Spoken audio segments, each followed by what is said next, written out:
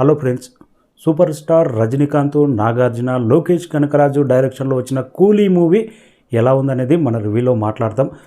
Director Lokesh Kanakaraju మీద ఎంతో నమ్మకం ఉన్నది నాకైతే. గత సినిమాల రిజల్ట్ కానీ, లోకేష్ కనకరాజు రజనీకాంత్ హీరో, కూలీ సినిమా వస్తుంది, నాగార్జున విలన్ రోల్ అనేటప్పుడు సినిమా మీద అంచనాలు ఎక్కడికో వెళ్ళిపోయినాయి.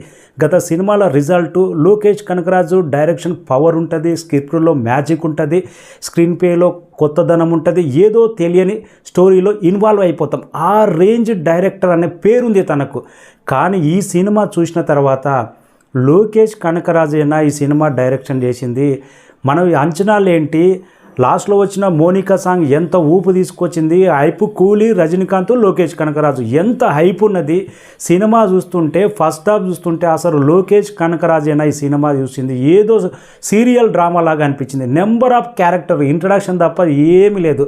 టోటల్గా స్టోరీ పాయింట్ ఏంటి, ఒక రివెంజ్ డ్రామా ఎంతో గొప్పగా ఉంటుంది. లోకేష్ యూనివర్సిటీలో మరొక బ్లాక్ బస్టర్ అని ఎక్స్పెక్ట్ చేశా, తీరా చూస్తే ఇది ఒక రివెంజ్ డ్రామా. ఫ్రెండ్షిప్ చంపింది ఎవడు అనేది రివెంజ్ డ్రామా లాగా స్టోరీ తీసుకొచ్చింది. అది కూడా ఏమైనా ఎగ్జైట్మెంట్ ఉందంటే ఏమీ లేదు. ఫస్ట్ హాఫ్ అయితే అమ్మ బోర్ అనిపించింది, సెకండ్ హాఫ్లో కొద్దిగా యాక్షన్ అవి కూడా పర్వాలేదు అనిపించింది. లోకేష్ కనకరాజు ఇలాంటి సినిమా తీస్తాడని నేనైతే ఎక్స్పెక్ట్ చేయలేదు.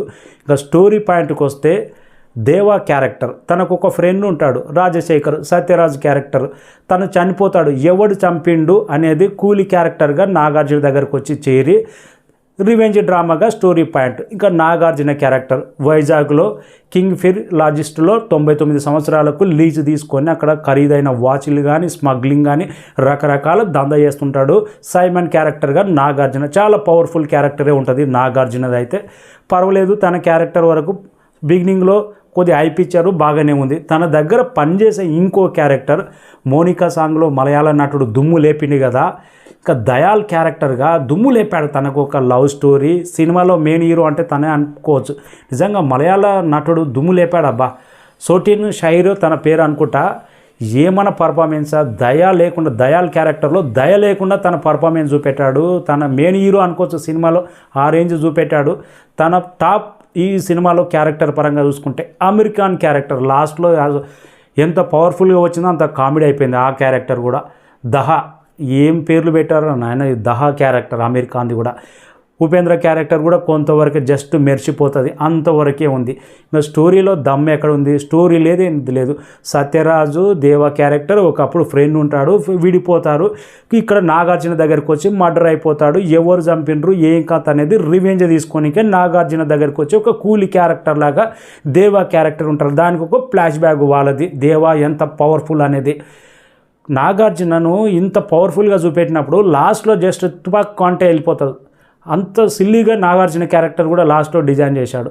అమెరికన్ క్యారెక్టర్ కూడా ఏంద్ర నాయన, ఈ క్యారెక్టర్ నాకు లైగర్ సినిమా గుర్తొచ్చింది. టైసన్ లాస్ట్లో వెళ్తే కామెడీ అయిపోతుంది చూడు, ఆ విధంగా అనిపించింది. ఈ క్యారెక్టర్లో ఒక సినిమాలో పెడితే ఎక్కడ క్రిప్పింగ్ కుదురుతుంది, స్క్రీన్ ప్లే అనేది అంత పర్ఫెక్ట్గా ఉంటుంది. క్యారెక్టర్లు వచ్చిపోతుంటే ఒకదానికి ఒకటి సింక్ ఉండదు.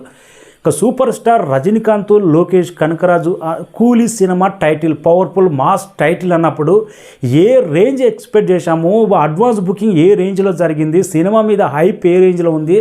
థియేటర్లకు వచ్చిన తర్వాత హైప్ అంతా తగ్గిపోవడం గ్యారంటీ. ఫస్ట్ హాఫ్లోనే తగ్గిపోతుంది, దీంట్లో డౌటే లేదు. సెకండ్ హాఫ్లో లాస్ట్లో ఏదన్నా 15 నిమిషాలు లేపాలని చూశాడు, కానీ ఆ లోపే సినిమా మొత్తం అయిపోయింది. ఆ సినిమా మొత్తం అయిపోయింది అనిపించింది నాకు. సూపర్ స్టార్ రజనీకాంత్ 74-75 సంవత్సరాల్లో కూడా తన పాత స్టైల్ గ్రేస్ను తెప్పించుకోనికే కష్టపడ్డాడు చూడు, బ్రహ్మాండం అనిపించింది. కొన్ని సందర్భాల్లో డూప్ అనేది కూడా తెలిసిపోతుంది రజనీకాంత్ ఫైట్లలో కానీ, అక్కడక్కడ డూప్ క్యారెక్టర్ లాగా కానీ.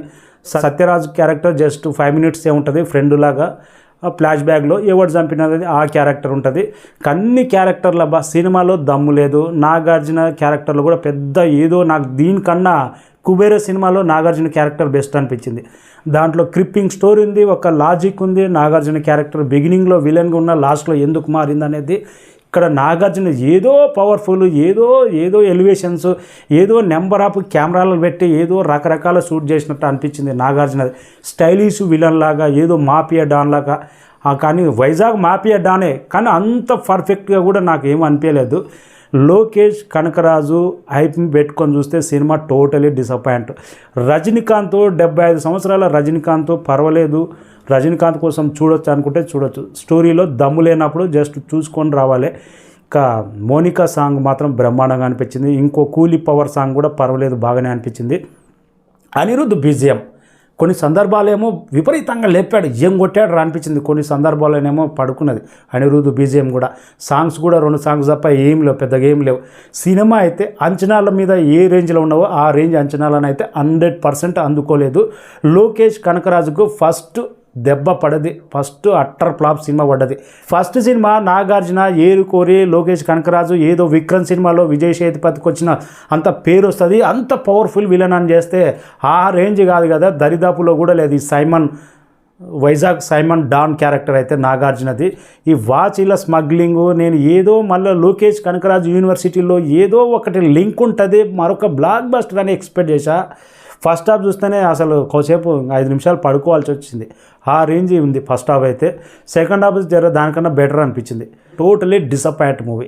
August 14th విన్నర్ ఏదంటే వార్ అని చెప్పుకోవచ్చు, డౌటే లేదు దాంట్లో. స్టోరీలో దమ్ము లేదు, రివెంజ్ డ్రామా గంతే. రివెంజ్ తీర్చుకున్నాడా లేదా అనేది సినిమా చూడాల్సిందే.